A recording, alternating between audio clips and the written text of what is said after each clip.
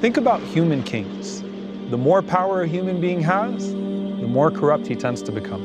إِنَّ الْمُلُوكَ إِذَا دَخَلُوا قَرْيَةً أَفْسَدُوهَا. When kings enter a city, they corrupt it. Because power almost always comes with arrogance. And that's not just true for kings on thrones, but any authority that feels unchecked and forgets who put them in that position in the first place is prone to corruption. And that's why Umar ibn al-Khattab radiallahu ta'ala anhu, who was humbled by his position, once asked Salman radiallahu anhu, "Ya Salman, am I a king or a khalifa?" He said, "If you take even a single dirham from the people's wealth and misplace it, then you're a king, not a khalifa." And Umar radiallahu anhu wept out of fear of Allah.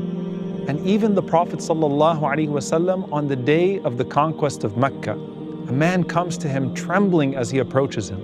So the Prophet sallallahu alaihi wasallam says to him, "Relax, هون عليك, فإني لست بملك." I'm not a king. I'm just the son of a woman from Mecca who used to eat dry meat. So who is Al-Malik, Al-Malik, Al-Malik? And what's the difference between these three names?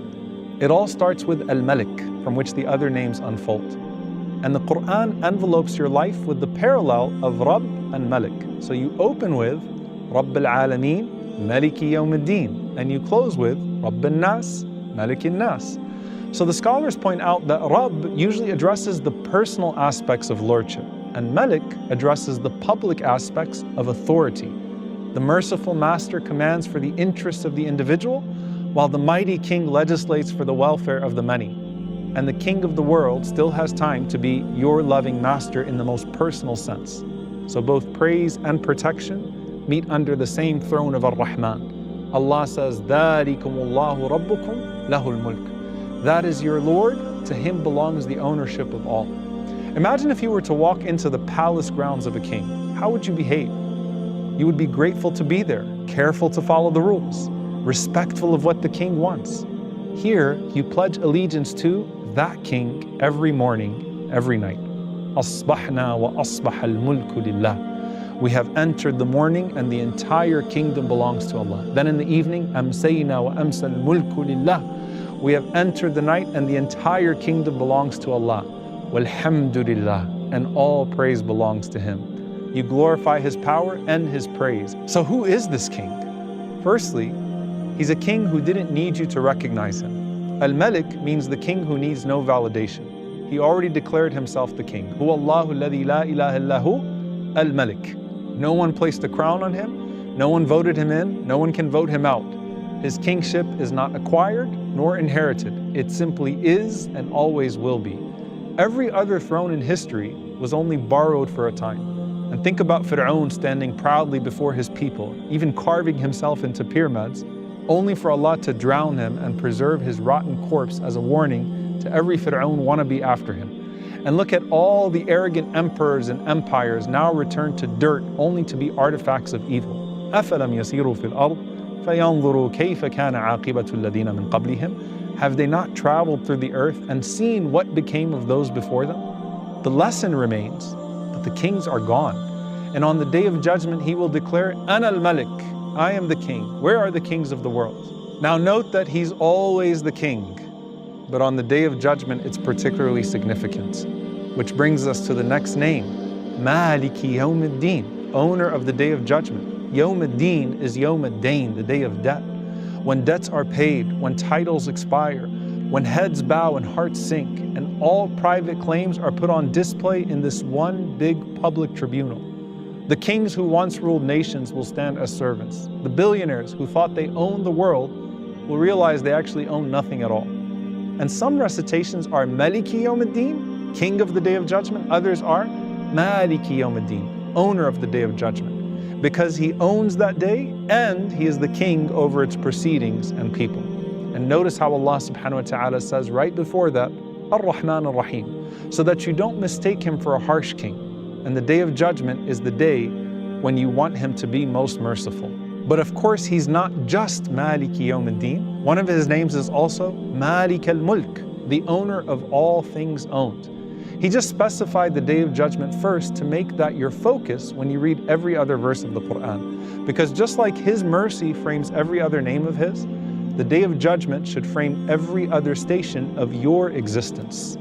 تَبَارَكَ الَّذِي بِيَدِهِ الْمُلْكُ وهو على كل شيء قدير الذي خلق الموت والحياة. He created and He owns everything that exists, including death and life.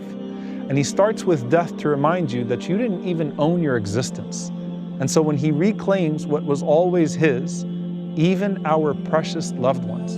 The Prophet ﷺ taught us to say, لِلَّهِ مَا أَخَذَ وَلَهُ مَا أَعْطَى. To Him belongs what He took and what He gave. Even your loved ones are just borrowed gifts from Allah. And He reminds us to say at all times, لِلَّهِ مُلْكُ السَّمَاوَاتِ وَالْأَرْضِ. To Allah belongs the kingdom of the heavens and the earth. If you don't truly own yourself, then you certainly don't own anything else. You're renting even what you think you're owning.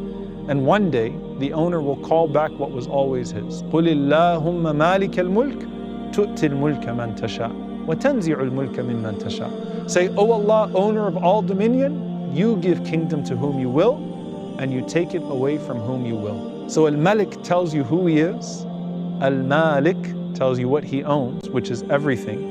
And when you trust His ownership, He takes you to another level to trust His execution as well. Which brings us to the rarest name, Al-Malik, which means the inevitable king, whose decree no one escapes. Al-Malik adds to the notion of power, the power of execution. إِنَّ الْمُتَّقِينَ فِي جَنَّاتٍ وَنَهَرٍ فِي مَقْعَدِ صِدْقٍ عِنْدَ مَلِيكٍ مُقْتَدِرٍ. The righteous will be in gardens and rivers, seated in a position of honor with a king who has absolute power. Pay attention. Al-Malik is the king who needs no validation. Al-Malik is the king who owns all possessions. Al-Malik is the king who then executes his decree with no fear of ever losing power, because no coup or rebellion is ever possible with him. So when you realize Allah is Al-Malik, you stop measuring your safety by proximity to people and start measuring it solely by proximity to Him. But that's when you witness His power. How about when you feel His majesty? Which brings us to the last name, Al-Jaleel, His Majesty. You see, you can recognize the power of a king in front of you, but feel no real reverence in your heart. But if they possess this quality of Al-Jalal as well, then you're overwhelmed by their presence. So Jalal, as the scholars explain, speaks to the internal condition caused by the king in his subjects. And when do you most feel that majesty of Allah? It's after Salah, where you've stood in awe of Him, and then you say, Tabarakta ya dhal jalali wal ikram. But you know the Prophet ﷺ, he said, Aliddu bi ya dhal jalali wal ikram. Frequently say, Ya dhal jalali wal ikram, O possessor of majesty and honor. But His Jalal is a majesty that humbles, not humiliates, and it brings you closer, it doesn't push you away. It's a magnetic form of majesty. Now in the human sense, the Prophet ﷺ had more Jalal than any other human being, which is why Urwa bin Mas'ud met him in Hudaybiyah as a negotiator, and he saw the reverence of the companions towards him. So he goes back to Quraysh and he says, listen, I've met the Caesar of Rome and the Kisra of Persia, and I've never seen a man more revered by his subjects than this man. It wasn't that the Prophet ﷺ was sitting on a throne or that he was pompous. He was sitting on the floor and dressed like his companions. But it's like Amr bin As radiallahu ta'ala anhu said, that if you asked me to describe the Prophet ﷺ, I couldn't. Because as beautiful as he was so awe-inspiring that you would look down in his presence. So I could never look him in the eye. That was the best of man. But what about the creator of that man? Al-Jaleel, the royalty of all royalty, the majesty of all majesty. And to feel what Al-Jaleel does to an aware human heart, there's this beautiful narration from an Imam Al-Asma'i, rahimahullah, where he says that I met this Bedouin one time in Hajj. And he said to me, can you read me some Quran? So I read Surah Al-Dhariyat until I came to this ayah. وَفِي السَّمَاءِ رِزْقُكُمْ وَمَا تُوعَدُونَ. In the heaven is your sustenance and what you've been promised. So the man said, Hasbuk, that's all I need. And he goes and he slaughters his camel and he gives everything away in charity, trusting that his rizq is going to come from his Lord. Then later at Hajj, Imam Al-Asma'i says, he came back to me and he said, can you read where you left off? So I read the next verse. فَوَرَبِّ السَّمَاءِ وَالْأَرْضِ إِنَّهُ لَحَقٌّ. By the Lord of the heavens and the earth, indeed this is surely the truth. And the Bedouin cried out and he said, Ya Subhanallah, مَنَ الَّذِي أَغْضَبَ الْجَلِيلِ حَتَّى حَلَفَ. Who angered His Majesty until he swore an oath? Did they not believe his word the first time? Did he really have to swear?